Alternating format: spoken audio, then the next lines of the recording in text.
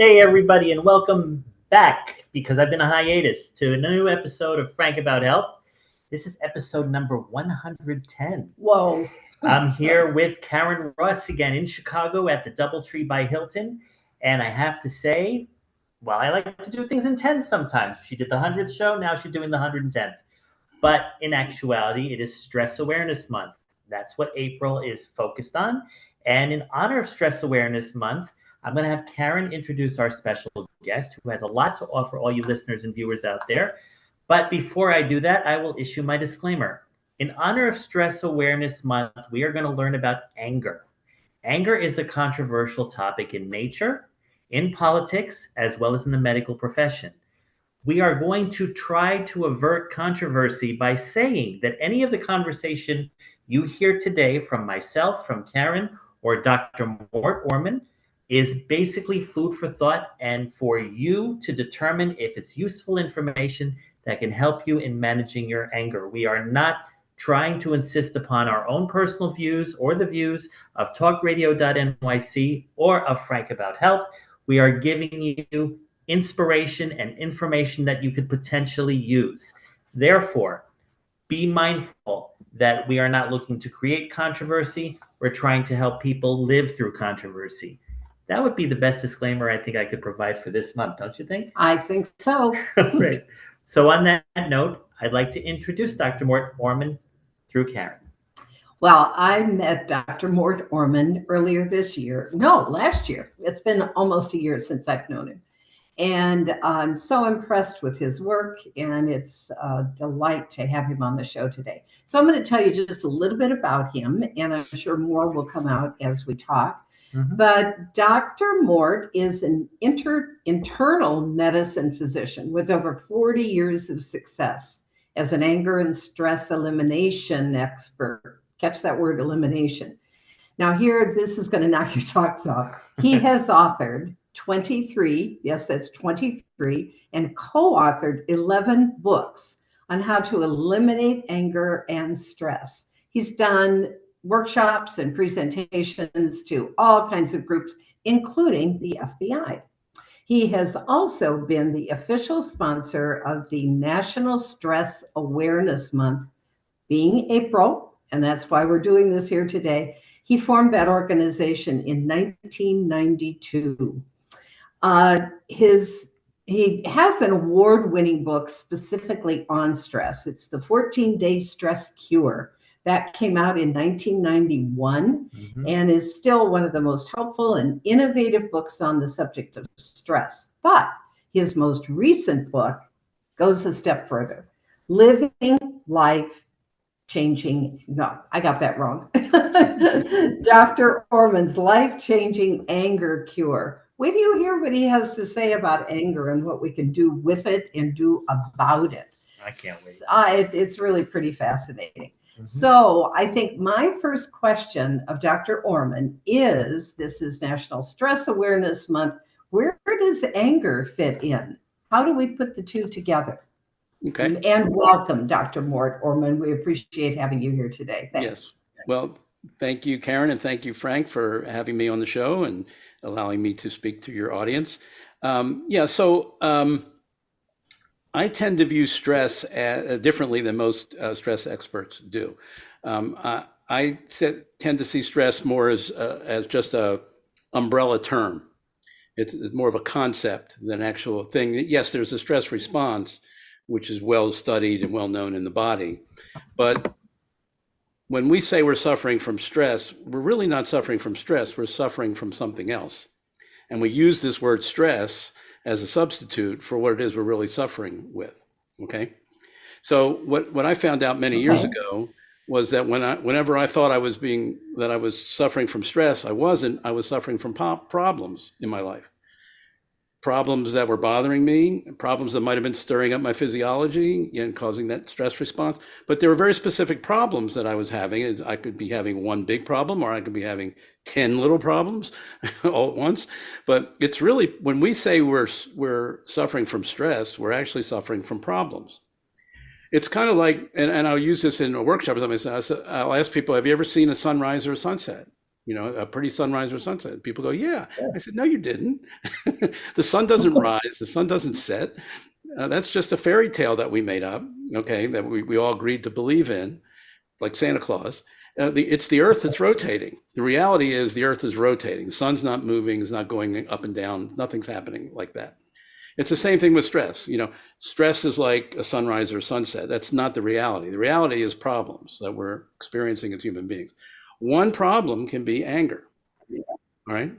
Another problem Sure. could be anxiety. Another problem could be guilt. Another problem could be sadness. Another problem could be I've got financial troubles, or my business is in trouble, or my marriage is in trouble, or my kids are having difficulties in school, or getting into trouble, or whatever. These are my car broke down and it's not functioning anymore. My computer isn't working. There's all kinds of problems that we use this word stress to refer to. Right. And we forget it's just a placeholder. It's just an abstract concept that somebody made up years ago. And in World War I, no one ever suffered from stress because the word wasn't invented. That didn't get invented until the late 1930s, early 1940s. Okay, Wow. so no one ever suffered from stress because they didn't. But they had a lot of problems, during that time. There was the Great Depression. There was all that stuff, in that era. But we didn't have this word stress to call it, but we still had the problems. So that's how I view it. That's the answer to the question is, where does anger fit in with stress? It's one of many specific problems we can have that are real problems. I mean, anger is a real problem. Anxiety, fear, they're real issues. They're not made up. All right. But stress is a made up fable. Like it's something that exists when really it's just a buzzword, and that's all it is. Right. Well, I've read your book, and it's full of stories, personal experiences that you had with anger and with stress, and also some of the patients that you've had over the years. But I'm kind of curious, what would make a medical physician working in that world for over 40 years kind of shift and talk more about stress and anger and all that? Well, when I was in my 20s and 30s and just getting, going through medical school and my training and getting into practice, I had a lot of stress. I had a lot of anger. I had a lot of anxiety. I would have never volunteered to do this. I had so much stage fright and public speaking fear that I would have been a basket case if I ever had to do something like this. That was back 40 years ago. Okay. I had a lot of relationship failures, one after another, partly because of my anger and other things too. But so I had all these problems that I was struggling with myself. Particularly the anger one was very frustrating because no matter what I tried, I couldn't solve it. I couldn't stop myself. I couldn't control myself. And if you ever saw John McEnroe play tennis, well, in his heyday, that was when I played tennis. That's how I was. I would get angry at myself. I would thrash my racket. I would yell and scream. I would bother the people playing on the courts near me, and I just couldn't stop it. No matter what, I would get angry at my patients when I first started in practice if they didn't follow my advice or they made bad decisions or something. So I had this problem that I kept struggling with and kept frustrating me because I usually could solve most big problems that I had in life, and I had a track record of doing that. But this one I ran up against, and it just kept beating me every time. And so, but then as a doctor, you're taking care of patients. So you're seeing people over time, and you can clearly spot the angry people from the not so angry people, and you get to see what happens to them over time. Most people, when they go to work, they don't get that perspective. But every day I went to work, I would see people come through, and then you would spot the angry ones, and then you see over time, and they would get more heart attacks and strokes and get addicted to, alcohol and other substances more commonly, and they would have more divorces and business failures. They would come in and tell me about how they, their kids don't want to talk to them anymore, and they're estranged. So you're seeing all this, this aftermath of anger, and you're sitting there with your own anger, which of course you're not telling your patients usually that you're struggling with. You put on your confident doctor, persona, but deep down inside, I knew, hey, this is coming for me. If I don't figure this out, fortunately, I was young then, so and my patients were usually much older. But if I don't figure this out in a number of years, I'm going to probably end up in the same soup that they're in. Okay, so Yeah. that drove me into personal development work, which a lot Okay. of doctors and busy people don't take the time to do because they're busy. Right. Fortunately, I had some time, where I could invest in other things, and that's what I decided to do. And it really paid off. After a couple of years, I cobbled together stuff from different programs and eventually came up with something that really helped me and really made all the difference in the world. And I was able to get rid of most of my anger problems and my anxiety problems and my fear of public speaking and my relationship issues. And I got rid of all, not overnight, but I mean, I got rid of all of these things by applying this kind of a systematic approach that I had developed from the personal development work. That's what got me into it. And then once I saw how much it benefited me to not have those problems anymore, I said, man, this is something useful for people's health. As a doctor, I've got to get this out there. That's why I wrote the books. That's why I did all the developed the workshops and stuff, because I felt like this is such an important health issue, a public health issue, that the thing that I discovered that most people didn't know about, I've got to get it out in the world. I've been doing that for 40 years. I'm sorry, say that again? I said that's what I've been doing for the last 40 plus years. Yeah. Well, in your new book, and you talk about it being a program, is it just another approach to managing anger? No, it's actually completely opposite of managing anger. It's anti anger management, really. Okay. Because anger management is what you do after you've gotten angry and you've got anger building up. Right. And then now you got a problem. Okay, what am I going to do with it? Am I going to express it? Am I going to suppress it?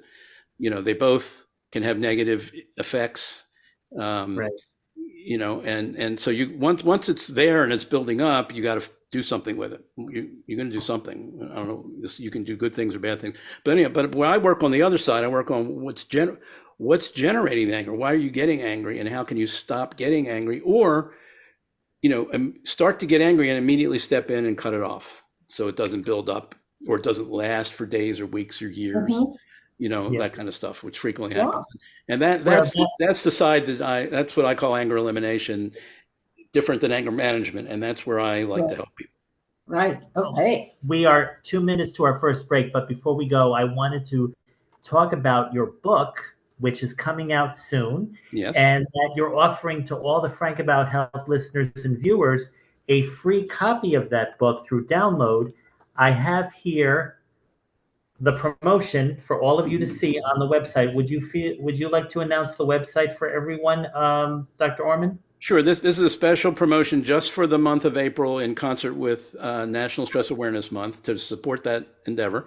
And up until April the 30th at midnight, you can go to a special website called aprilbookoffer.com, and you can download a free PDF copy of the book without having to go on Amazon and purchase it. Awesome. And then, of course, anyone who really wants to get the hard copy can do so when it's available on Amazon at that point. Yes. All right. The other thing is, when we return, we want to go into more detail of that book to show the value that you are providing our viewers, not to mention the community at large when it finally comes out on Amazon. I did have one question for you before we go to the break, and that is, when you have discovered that the anger was in itself something that people were just experiencing problems, would you say that was because they were not learning to live in the moment? Would you say that was the primary driver for why they were saying they were stressed when really they were suffering from problems? Well, that was not living in the moment is a problem that we all have. We mostly have, particularly with all the distractions we have today and all the other stuff that goes on in our brains. We all have that problem. That's why mindfulness and meditation and all that stuff is so popular, because it tries to get us back to being more present in the moment. And so that's a problem. That is a cause of stress. You're not being in the moment is a problem. And I think we all have it to some degree or another, some more than others. So that's how I would see it fitting in. Just like anger, I don't think it in and of itself causes anger, but they're each problems that fall under the umbrella of stress. Exactly. So you heard it there. try to relax over the next 2 minutes, and then we come back and we learn more about Dr. Orman's life-changing anger cure and how he can educate all of us to cope with our anger, manage it, and choose not to live with it. Yeah, get rid of it, eliminate it. Exactly. All right, so stay tuned as we're right here on Frank About Health with both Karen and Dr. Orman, and TalkRadio.nyc, Facebook, Twitch, YouTube, and LinkedIn. We will be back in a few. Are you a conscious co-creator? Are you on a quest to raise your vibration and your consciousness? I'm Sam Leibowitz, your conscious consultant, and on my show, The Conscious Consultant Hour, Awakening Humanity, we will touch upon all these topics and more. Listen live at our new time on Thursdays at 12 noon Eastern Time. That's The Conscious Consultant Hour, Awakening Humanity, Thursdays 12 noon on TalkRadio.nyc.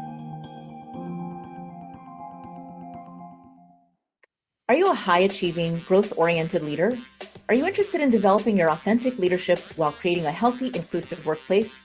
Hi, I'm Dr. Mira Brancu, host of The Hard Skills on TalkRadio.nyc at 5 p.m. Eastern on Tuesdays, where we discuss how leaders develop the hard skills needed to make a greater impact. We interview experts, have live coaching, and tackle these challenges. Listen to The Hard Skills on Tuesday at 5 p.m. Eastern on TalkRadio.nyc.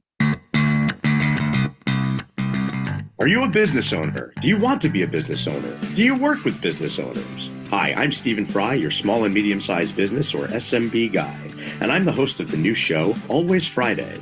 While I love to have fun on my show, we take those Friday feelings of freedom and clarity to discuss popular topics on the minds of SMBs today. Please join me and my various special guests on Friday at 11 a.m. on TalkRadio.nyc. You're listening to Talk Radio NYC. Uplift, educate, empower.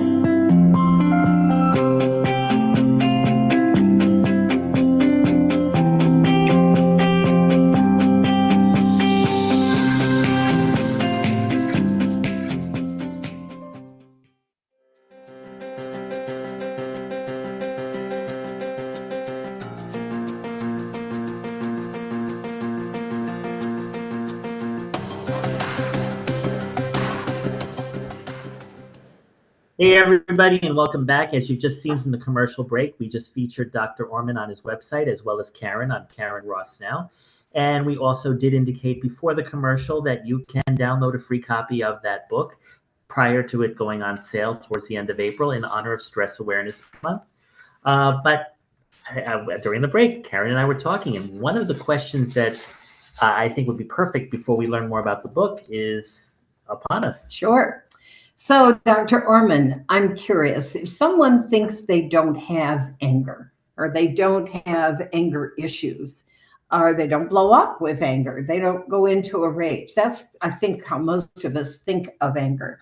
Could they still have anger issues that might be harmful to them? And if so, tell us about that. What would that involve? What does it look like? Yeah, well, I think there are some very lucky people that just don't have a lot of anger. They didn't grow up in an angry, environment. They don't develop a lot of anger. But like you say, a lot of times we have a picture, or an idea of an angry person would do this, okay? And we don't do that. An angry person would get angry and punch a wall, or an angry person would blow up and scream and shout and stuff like that. And we don't scream and shout, okay? So then we say, okay, well, therefore we don't have an anger problem. But there are a lot of little things during the day that can be annoying you, and can be irritating you. In your relationship, if you're married or you have a close relationship with somebody, or with your kids or whatever, there's a lot of little things that can annoy you and irritate you and get you stirred up, and and you might not. That's not like blow up type anger, but it can be little tiny jabs of anger here and there that again tend to accumulate in our bodies if we don't know how to deal with them well, or process them well. And you'll find some, there are a lot of marriages where they last for many years and there aren't a lot of, blow up fights, but then somebody says, I want a divorce, because they've had, they've just been storing up all these, resentments for these little things that have bothered them, and they didn't do anything about it or talk about it. And now it's built up to the point where they they can't be around that other person anymore. So it still can be damaging, even if you don't think you have a big time anger problem. Well, we know we want everybody to get the book, and they couldn't have a better offer than what you're giving them right now. And that is just to go to the website, aprilbookoffer.com, download a free PDF copy of the book. How much are you going to tell us, though, today? How do we eliminate anger? I mean, what's one of the first steps? I'd be happy. I do in the book. I tell you in the book, I don't hold anything back. I share everything that I've learned over the last 40 years. I share everything that I teach in my coaching program. I didn't hold anything back in the book, so it's all there, and I'm happy to share it here. Okay, I mean we'll only have a limited time, so there's much more you get of training you get in the book. But the only thing I can't do in the book, or I couldn't do in the book, is, if you have a particular anger episode or issue or example from your own life and you want to work through it with me, I can do that in a coaching program, but I can't do it in the book. But I can give you examples of other people, but I can't do that personalized, hands-on.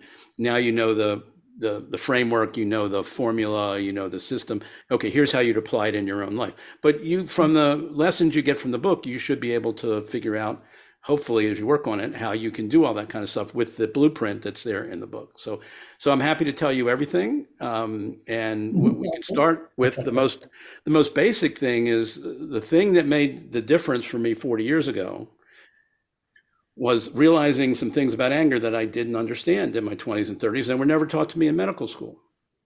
And still aren't being taught today in most places.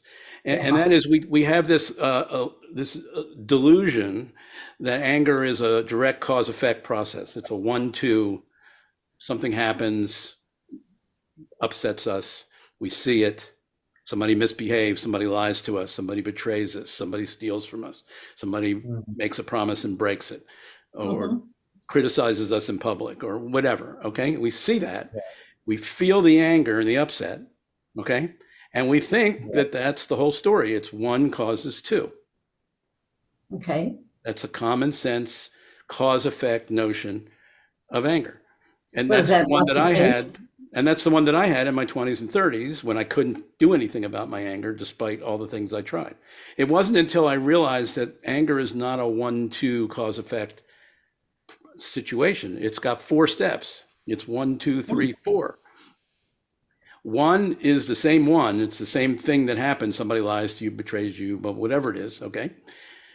4 is the anger you feel. And then there's 2 steps in the middle that are invisible. What are those? And they're invisible because they're occurring within us. And we don't feel them, we don't taste them, we don't smell, we don't know that they're happening, but there are 2 steps going on inside us that I didn't know anything about. And when I figured out what those 2 steps were, it was like night and day. It was like, oh my God, now I can step in and do something. Now I can take control of my anger instead of my anger always having control over me.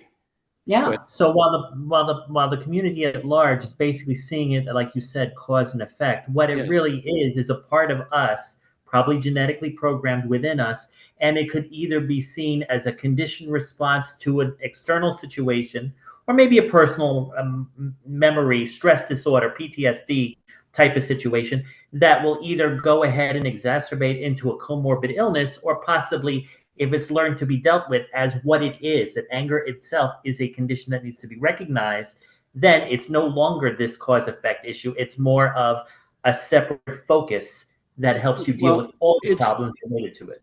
It's still cause and effect. We just misunderstand the causes. We think it's one cause when there's 2 more that come in play that we aren't seeing. Okay.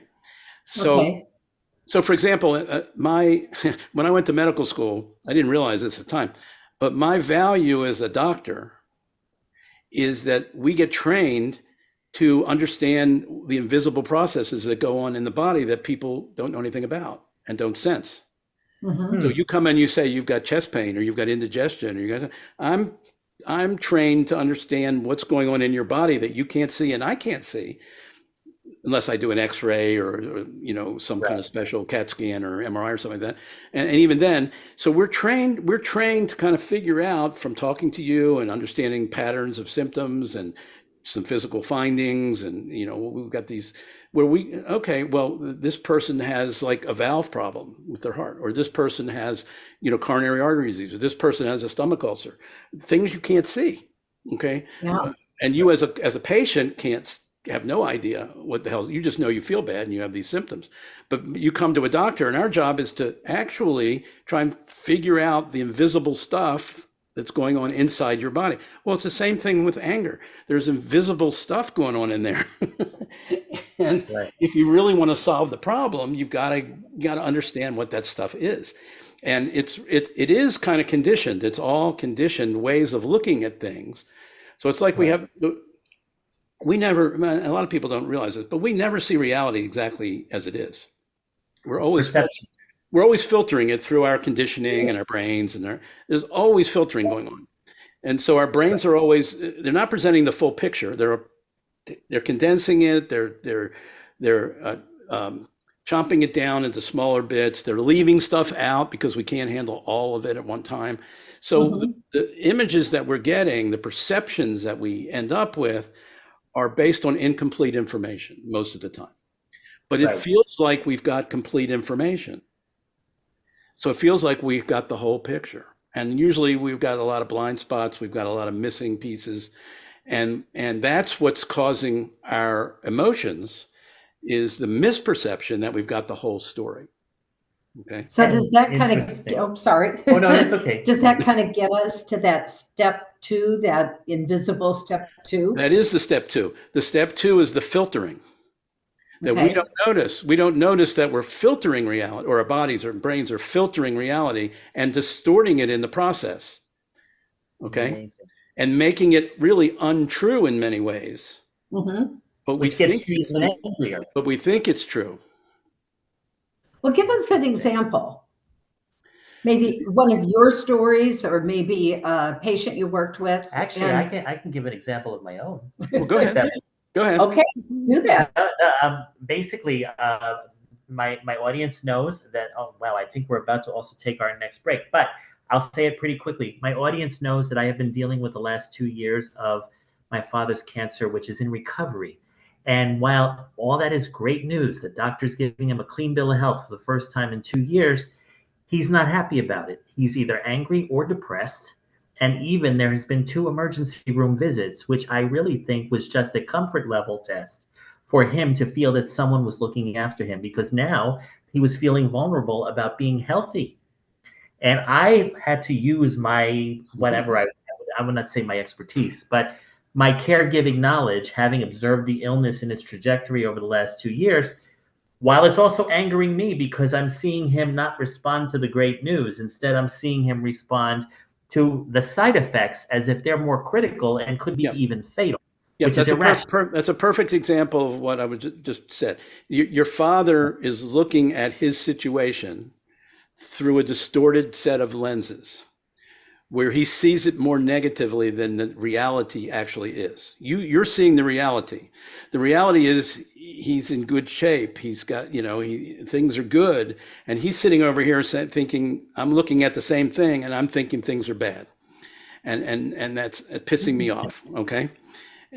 And so he's looking through a distorted, and that's what I'm saying. We all do this. We all have lenses that we look at the world and we think what we're seeing is true. Your father thinks his situation is worse than it actually is.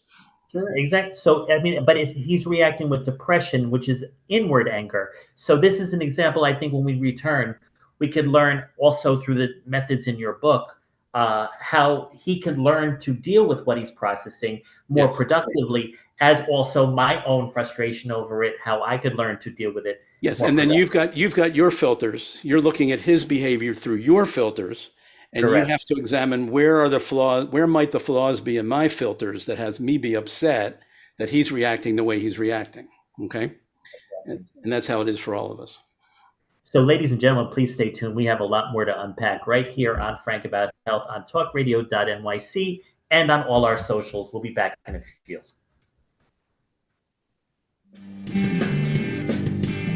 Hey everybody, it's Tommy D, the nonprofit sector connector, coming at you from my attic.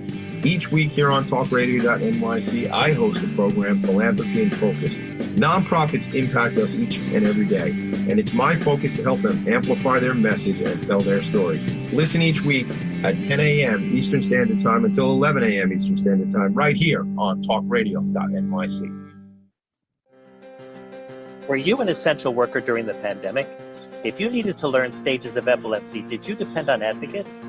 Did you use new innovations to cope with mental and neurological issues? Maintaining high quality of life and keeping good mental health are what we all strive for. I'm Frank R. Harrison, host of Frank About Health, and each week top healthcare influencers, professionals, and innovators answer these questions and more. Stay tuned on Thursdays at 5 p.m. on TalkRadio.nyc, and I will continue to be frank about health with all of you. Are you a business owner? Do you want to be a business owner? Do you work with business owners? Hi, I'm Stephen Fry, your small and medium-sized business or SMB guy, and I'm the host of the new show, Always Friday. While I love to have fun on my show, we take those Friday feelings of freedom and clarity to discuss popular topics on the minds of SMBs today. Please join me and my various special guests on Friday at 11 a.m. on TalkRadio.nyc. You're listening to Talk Radio NYC at www.talkradio.nyc. Now broadcasting 24 hours a day.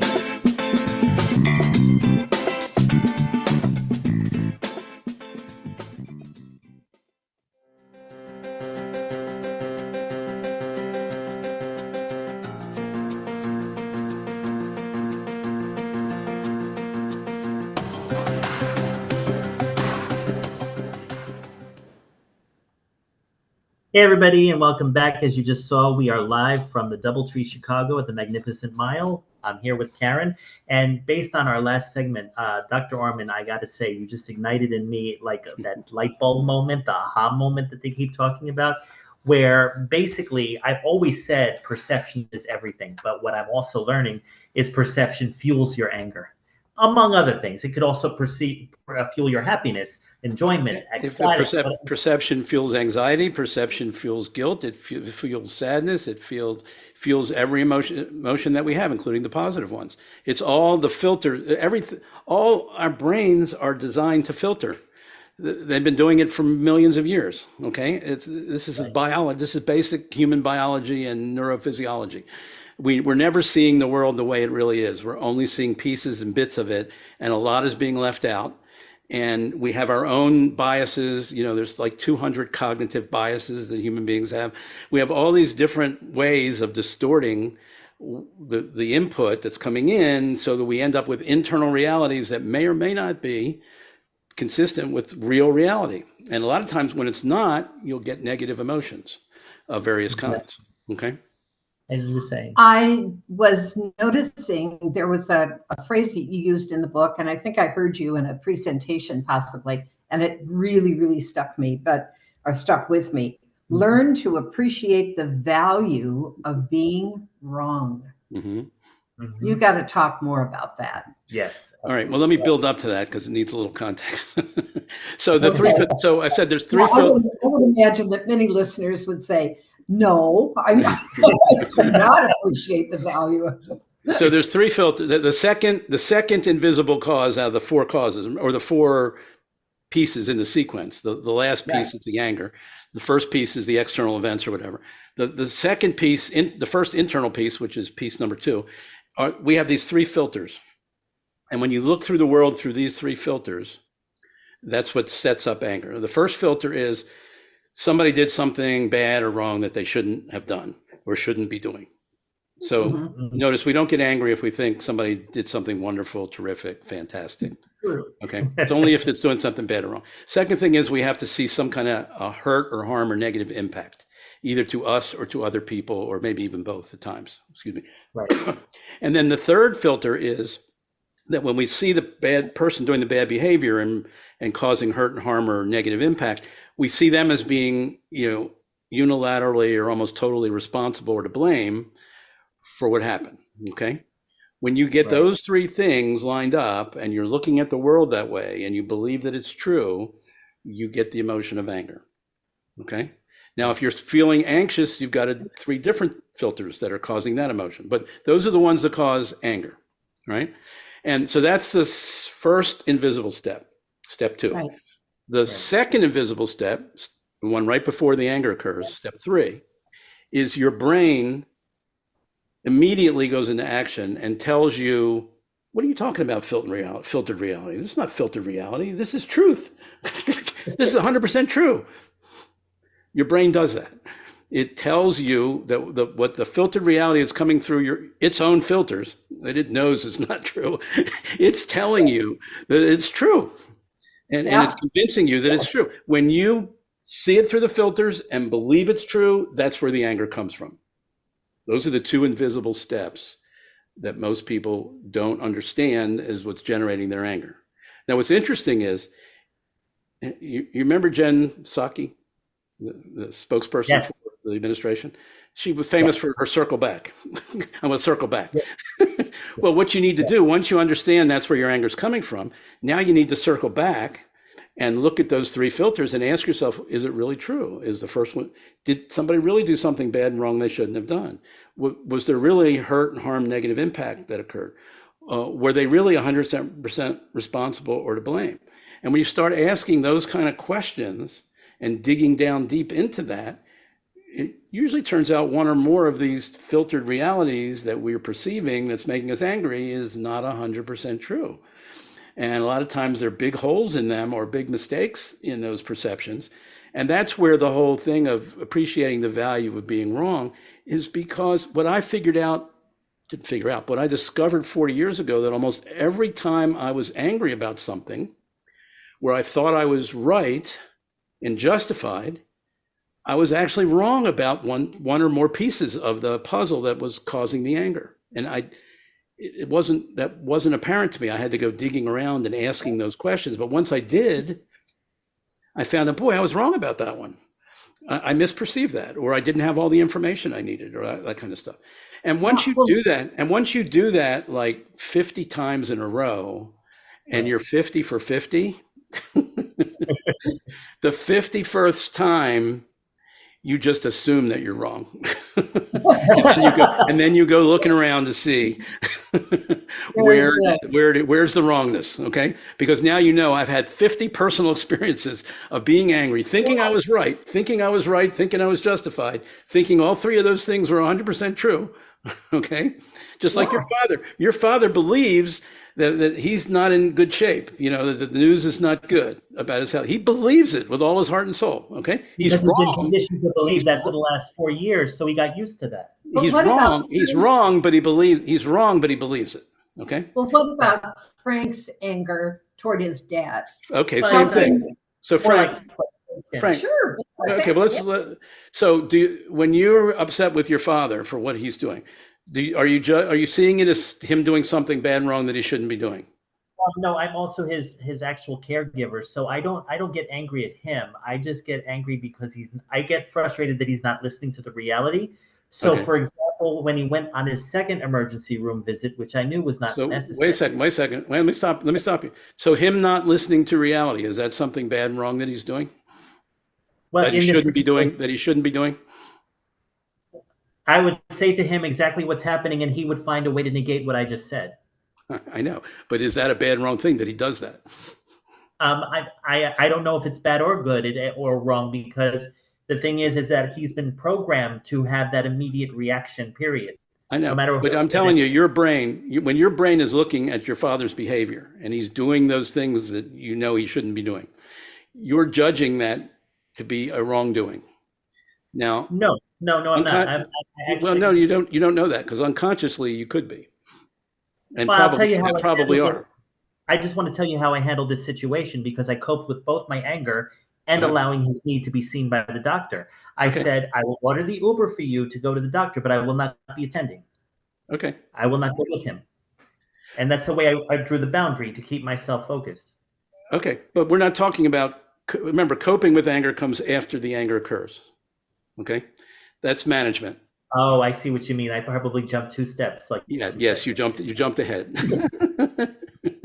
Because you're smart and you jumped ahead. You knew, like, I know my father's having trouble, and there's a part of you, the intellectual part of you, that goes, yeah, I can understand it. Yeah, but there's another part of you, the more primitive part of us all, that goes, gee, I wish he wouldn't do that. Gee, I think that's not a really good thing that he's doing. Okay. And then that's filter one. Filter two, is there hurt or harm or negative impact to either you or him by his behavior? I wouldn't say any hurt or harm. It's just, well, there's a loss of time, a loss of priorities, but Well, I mean, not actual physical harm or anything like that. Well, but I mean, emotionally, you've described that he's got some emotional consequences of this. Depression. Which is inward anger, right? Yeah, but that's a negative impact. Okay, it's negatively impacting you because you're now, have this upset you have to deal with and taking care of him. I tend to shut down or burn out. So I think that's where it was impacting me. But it's still there. I mean, it's still, okay, that's a negative impact. Okay. Right. And then who's responsible for his behavior? For choosing to behave that way? It's him. He's responsible. Yeah. So that's the three prongs of anger. That's why you have frustration or anger, about his behavior. And then, so those are the filters you're looking through, which are the same filters he's looking through in just a different way, looking at a situation differently. Okay. But it's the same three filters. He's seeing the doctors or somebody or you or other people doing something they shouldn't be doing, or the world, life not going the way it should be going, or God not doing what God should be doing, or something like that. And he's seeing negative impacts on him, and he's blaming whoever he's blaming as being responsible. So but that's the way it is. That's the way it happens. Okay. And then we have to circle back then and go like, well, what's the truth? Now, the truth is he, even if he's all messed up and looking at things in a distorted way and not seeing truth in reality, that it's understandable, in his situation, everything he's been through, his personality, that's just him. Take all that into consideration. Yeah, you can be more compassionate and forgiving of it. There's that part of you that can tell the truth, which is, I don't like it, and I wish it wasn't that way, but I understand why he's doing that and that kind of stuff. Okay. Right. And then is there really a lot of negative impact, a lot of hurt and harm? Well, you're not really, you're not losing an arm or a leg or anything like that. You're maybe having an emotional upset for a little while, but it's really the degree of hurt and harm is not that humongous. And is he 100% responsible or to blame for his behavior? And I would say to you, if he's in relationship with you, he's not 100% responsible. You are playing some role.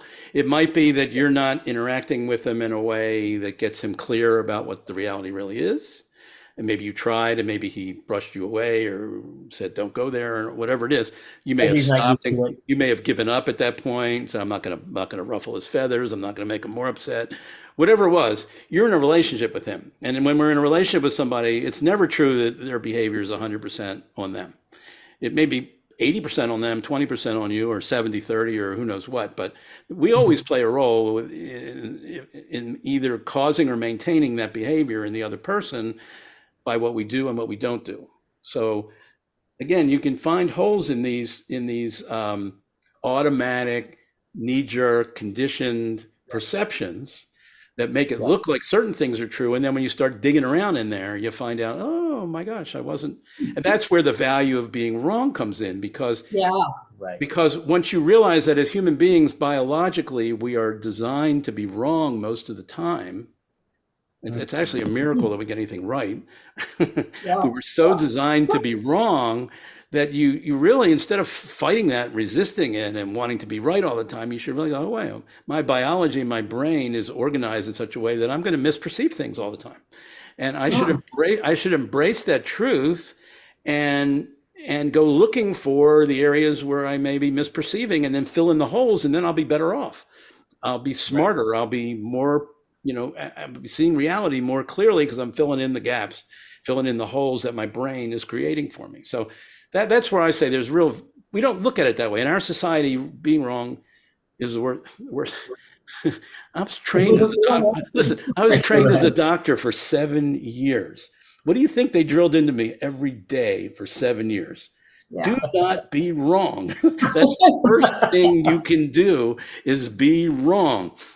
So I got to be a good doctor, And then I had crappy relationships, and then I had all this anxiety, I had all this anger, and all this stuff that I couldn't get rid of. And the reason I couldn't get rid of it is because the secret to getting rid of it is to realize that I was wrong about a lot of stuff that was going on there.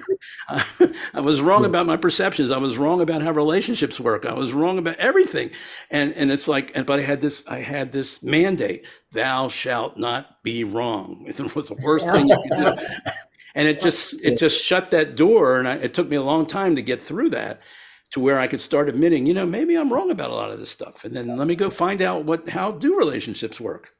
What are the things that work and don't work and all that kind of stuff? Yeah, go ahead. Yeah. We're about to take our final break where it says 1 minute left, but I gather I was going to ask you other questions, but it's all in your book. Would you say before we go out to the final commercial break, what chapter would be the kind of solution based on my problem, or even an example of your success story?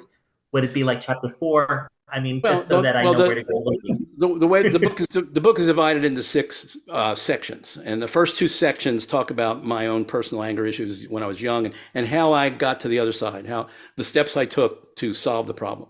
And then the real meat of the book is in the 3rd section, where I go through all this stuff about the filters and the 2 invisible steps, and what's really causing our anger to occur. And then the other parts have some more training and some more examples and stuff like that. But it's really the meat of the book is in chapter. But you don't want to rush to chapter 3 or part 3. You want to get those first 2 parts, because there's a lot in there that will give you confidence that you, just like I did it, you have the same capability that I did at that time. You could do the same thing if you just had the right orientation, if you had the right understandings. That's a really important. The first 2 parts of the book are super important, because I can give you all this technology, I can give you all this these insights. If you don't believe that you can do it, you're not going to use it. So the first 2 parts make you a believer, or hopefully. Ladies and gentlemen, remember, you have till April 30th to download that book before it hits the shelves. And at the same time, stay tuned, as we're back right here on TalkRadio.nyc and on all of our socials. We will be back. Are you a high-achieving, growth-oriented leader? Are you interested in developing your authentic leadership while creating a healthy, inclusive workplace? Hi, I'm Dr. Mira Broncu, host of The Hard Skills on TalkRadio.nyc at 5 p.m. Eastern on Tuesdays, where we discuss how leaders develop the hard skills needed to make a greater impact. We interview experts, have live coaching, and tackle these challenges. Listen to The Hard Skills on Tuesday at 5 p.m. Eastern on TalkRadio.nyc. Hey everybody, it's Tommy D, the nonprofit sector connector, coming at you from my attic. Each week here on TalkRadio.nyc, I host the program Philanthropy in Focus. Nonprofits impact us each and every day, and it's my focus to help them amplify their message and tell their story. Listen each week at 10 a.m. Eastern Standard Time until 11 a.m. Eastern Standard Time, right here on TalkRadio.nyc. Are you a conscious co-creator? Are you on a quest to raise your vibration and your consciousness? I'm Sam Leibowitz, your conscious consultant, and on my show, The Conscious Consultant Hour, Awakening Humanity, we will touch upon all these topics and more. Listen live at our new time on Thursdays at 12 noon Eastern Time. That's The Conscious Consultant Hour, Awakening Humanity, Thursdays 12 noon on TalkRadio.nyc. You're listening to Talk Radio NYC at www.talkradio.nyc. Now broadcasting 24 hours a day.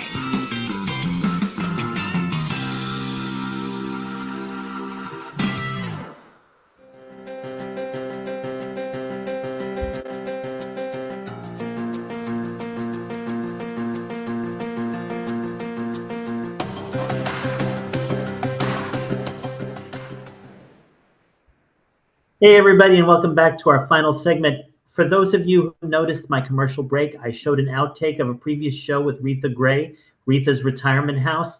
I'm proud to say that tomorrow at between 7 and 9 a.m. on Good Morning America, Retha Gray, along with the cast of Retirement House, will be featured by Michael Strahan and Lara Spencer, who will be covering how Retirement House will potentially become a reality show. It is a big move up for Retha Gray. I'm proud that she has been very instrumental in the relaunch of Frank About Health back in 2021. And she, of course, continues to be an advocate for this show. So please stay tuned to ABC tomorrow, 7 o'clock Eastern time. Her segment will probably be around the 8 o'clock hour. All right. That all being said, enough of the publicity. Now we're going to go back to more publicity, and that is of your book. And I know that Karen has a lot more comments to say about it, especially want to remind people that book is important to download until the expiration of April 30th. But I will say that being an observer mainly throughout this program has been very helpful to me regarding my personal case that we've talked about during the show, but also in terms of understanding that I've always been right about the instinct that perception is everything, because it helps us drive towards the objectives we want to achieve, including curing anger. So Yes. I wanted to thank you. That's how our brains got programmed, that through evolution, got programmed that way. We can't take in all the data that comes into our senses. Okay, it's too much. So in order for us to function and be successful, whatever we put our minds to, our brain had to chunk it down, and that's what it did. And so that we can focus on things and we can do things and create things and whatever we need to survive, whatever we need to do in life. So that's where it's been going on for millions and millions of years, this filtering process, and we just don't educate people well about it these days. So that's my gripe. But I just want to repeat our gratitude that you joined us today and you share such valuable information. When I first met Dr. Orman and learned about his program, I wanted to learn the program to incorporate it into my practice of hypnotherapy and coaching, because so often, if not always, there's some anger underlying the issues that people come to me to help resolve. So just want to remind people that they can contact me through KarenRossNow.com. You'll get a free copy of Dr. Orman's book before it hits the Amazon shelves, just by going to aprilbookoffer.com. He couldn't make it any simpler. When he talks about holding nothing back, that's true. Don't skip those first 2 or 3 chapters, because hearing his story, hearing him talk about dealing with patients over time is compelling, and it just prepares you for then the more scientific approach to actually eliminating anger, not managing it, eliminating it. Well, one of the big problems, and I had this problem too when I was in my anger phase, 20s and 30s. I didn't believe that I was ever going to be any different. If you'd have come up to me on the street, I don't care who you were, Tony Robbins could have come up to me, and said, "Listen, you've got the champion within you. you've got the power within you to get rid of or get over this anger problem." I said, "You're crazy, man. That's just the way I am. I don't have that in me, And so we have this. A lot of us have this belief that we don't have this inner power to eliminate our anger or to get beyond our anger, to live without anger. But we actually do. And I discovered, to my surprise, that I had the ability all along. I just didn't know how to access it or didn't have the right framework, to make something happen with it. And that's why I spent so much time on those first 2 sections, because I want people to understand they're no different. Anybody reading that book has got the same equipment I had back in my 20s and 30s, and probably the same negative belief that they really can't do much about their anger, when actually they have an enormous amount of power and ability if they just had the right understandings and the right framework and system to apply, which is what I give them in the book. Exactly. And they can go out and be that anger champion that I've been the last 40 years with very little anger in my life. My wife and I are about to celebrate our 40th wedding anniversary, which I promise you would not have happened had I not discovered this 40 years ago. No way in the world would that have happened.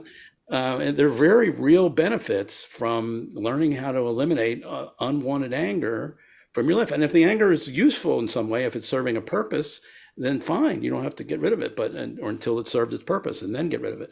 But so there's good kinds of, there's anger that can do good things for people. But so that's what I'm trying to impart in this book. I really, I call it the life-changing anger cure, but it's truly a world-changing anger cure. If enough people got these insights into what's really going on, oh my gosh, could we reduce some of this unnecessary anger and violence and hatred and division that we're all complaining about? but nobody's got, the Right. Rosetta Stone that can help unravel it. And I think this could serve, at least partly in that way, that it can give people a very powerful framework for looking at their anger and dealing with it much more successfully. So we really do, eventually live in a world where there's a lot less anger and violence and hatred. That's what we all want. AprilBookOffer.com. He Correct. couldn't have made it simpler.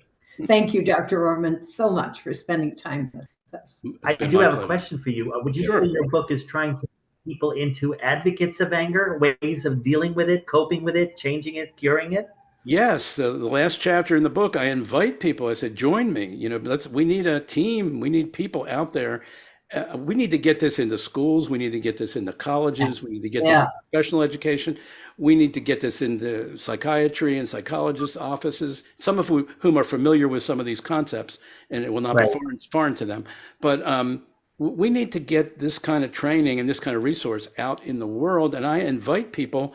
I said, become an advocate. If you're in a company, if you're working in a company, go to your HR people, go to your CEO and buy a copy of the book for them and say, look, this could be useful for our company, for our employees, or for our managers, or whatever. It's going to take people, really grasping the concepts and using them and getting results for themselves. And then when you do that, I just invite you to share it and expose more people. If it helped you, expose more people to the same kind of benefits. Well, on that note, I have to tell you that basically I've already downloaded your book to my phone, and I will be reading it over the next I'll be reading it on my flight home tomorrow, but at the same time, I will be reading it over the next few weeks, especially, and I will get the hard copy on Amazon when it comes out. But I also want to tell all the listeners out there, tomorrow's slate of shows is Philanthropy in Focus with Tommy D, and then Always Friday with Steve Fry. And then we have the Hard Skills on Tuesday. And we have other shows throughout the rest of the week. I know new shows have joined the network. I don't have the titles offhand, but please stay tuned for those as well. This particular show will be airing immediately on YouTube, as will it be posted on LinkedIn and Facebook. And this fourth segment, I can already tell my listeners out there, will be on my new TikTok page, which is launching next week. So you can become an advocate for anger. You can continue to watch Frank About Health. You can join a conversation with Karen at Karen Ross Now. And also stay tuned for Read the Gray's appearance on Good Morning America tomorrow. Remember, 7 o'clock Eastern Time. Retirement House is becoming a reality for all you seniors out there. That all being said, thank you, Logan, behind the scenes, for producing the show. Thank you, Hilton, for allowing me the facility that we have every month when we celebrate whatever the Health Awareness Month is.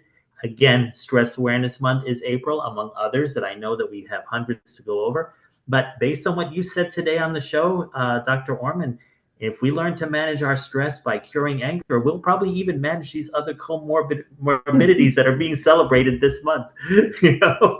But either way, all of you out there who watch Frank About Health for 110 episodes now, I am grateful to all of you out there to also view us on our platforms. And you will see me again next week, where I will most likely be bringing back Maury Zelkovich to talk about stress management and AI, artificial intelligence. So everybody, you all have a great week, and we will see you next week. Take care.